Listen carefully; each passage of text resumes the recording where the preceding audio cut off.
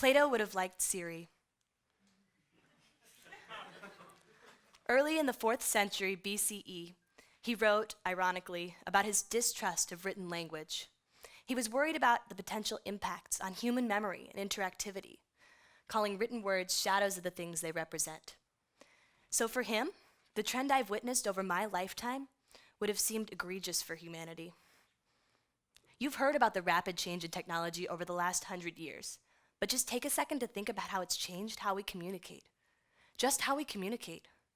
Honestly, Plato might have had a hard time keeping up in the current landscape. I feel overwhelmed all the time, and I grew up with it. Here's an example. No one calls each other anymore, except definitely without not a text first. But before the internet allowed us to send text over long distances, most of our communication happened over the phone, using our voices. This shift started in 1971, when Ray Tomlinson sent himself the world's first email. And we worry about the internet making us feel lonely now. When text messaging allowed us to send written words over long distances mobily, that shift accelerated. And now, there's just more text than ever before. And for a while, it seemed to me that one day all communication would happen through text. But all that time I spent in high school texting my friends across the room might not have been a harbinger of the future. In the past few years, I've seen a marked increase in the prevalence of voice in technology-assisted communication. Now, here's a disclaimer. I'm a college student and a millennial. But think about it. There's Siri, sure, but there's also Amazon's new computerized speaker, Echo, which allows people to buy products using their voices. And now, you can send short voice messages really easily through Facebook Messenger and iMessage. My friend mostly uses those when he's hungover. Those are 2 prime examples of text as communication, and now they're encouraging voice.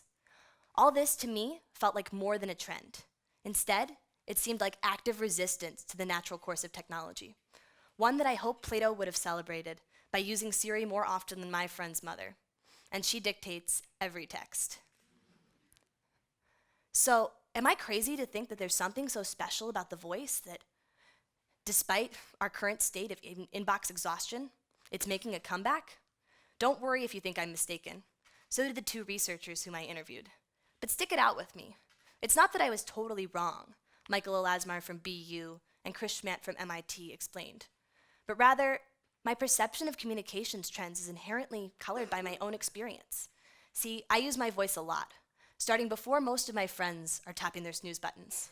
My small size and large mouth were noted at a toga party sophomore year. And I've been a coxswain for the Tufts varsity rowing team ever since. Effectively, I steer and motivate a semi-truck-long boat using my voice, amplified by a Backstreet Boys-style mic on a super stylish spandex headband. I also listen to voices a lot. I binge on podcasts the way that most of my generation watches Netflix. I love journalism in all forms, but I can't get over the genius of portable, shareable audio storytelling.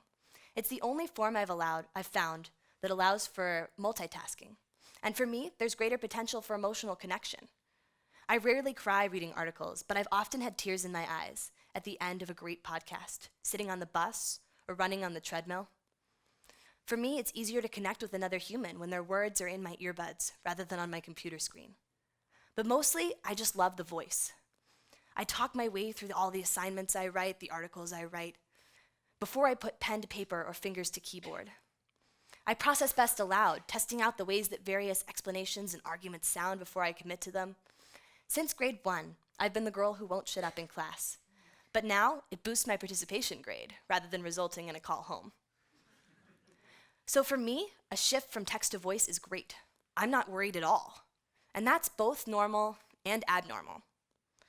Communications researcher Dennis Barron told online publication Salon, historically, when a new communication device comes out, the reaction tends to be divided. Some people think it's the best thing since sliced bread. Other people fear it as the end of civilization as we know it.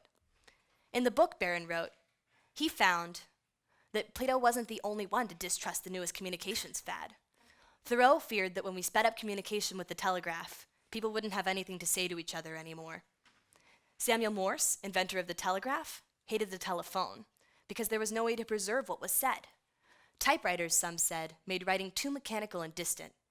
I don't know what those people would have said about a phone keyboard and T9. In the 1980s and 1990s, the debate centered around the best integration of the voice into the future of digital communication.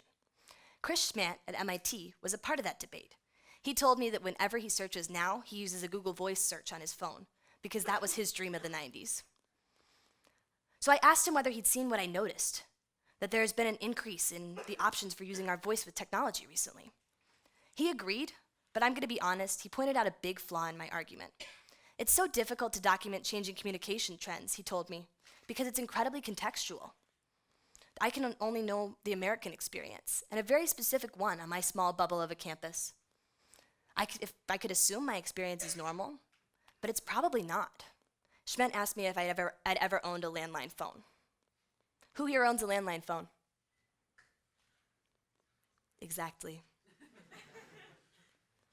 Another important point Schmandt made is that he's not as enamored by the voice as I am. It's asymmetrical in terms of communication. So it's easier to produce than text, but it's much more time-consuming as a listener. Here's an example. If this talk were an article in your Facebook feed, you could open it, skim to the conclusion, and close it quickly. I'm here. You can't skim me. Chris Schmandt was right in a lot of ways. Decades of work at MIT probably helps there. But he did say one thing that, if applied, could allow us to both be right. There's a great diversification in communication methods going on right now. So yes, there's an increase in the extent to which we're communicating with our voices. But it might not be due to any special connection with the voice. Rather, it's just getting easier to communicate in a lot of different ways, through both with humans and with computers. So yes, we're communicating with our voices more. But there's also like haptics, which are vibrations, and motion detectors. The other expert I spoke with, Michael Elasmar from BU's School of Emerging Media, helped me to contextualize the importance of this idea for the future of communication technology. What he said, when Thoreau argued that the telegraph would leave us with nothing to say, he had human nature wrong. Because as soon as people were actually accessing interpersonal intercommunication technology, they couldn't stop talking. What's changed now is our access to a larger audience, the mobility of the communications tools, and what he says, our desire to communicate, to be heard above the chatter. And the way that we're doing that is changing. So like Schmandt, he sees the diversification of communication technology that's going on right now. And he also says that each of us has the option to choose the method that works best for us. So those of us who communicate best in pictures have Snapchats and Instagrams, and those who like text can send texts or emails. Boring.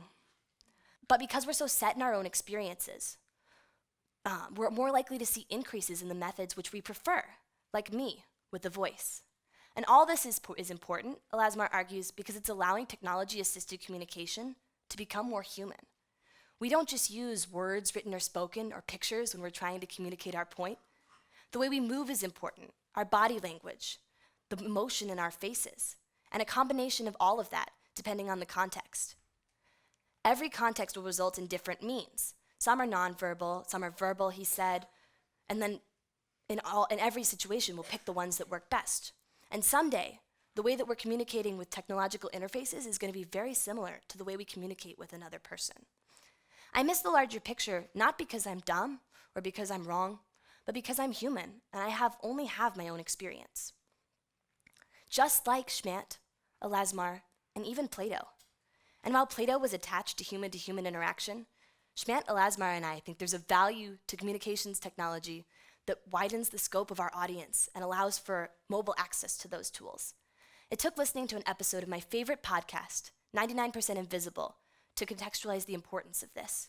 Octothorpe explores the history of the hashtag as it developed from an ancient Roman symbol for weight to the tool for connection it is today.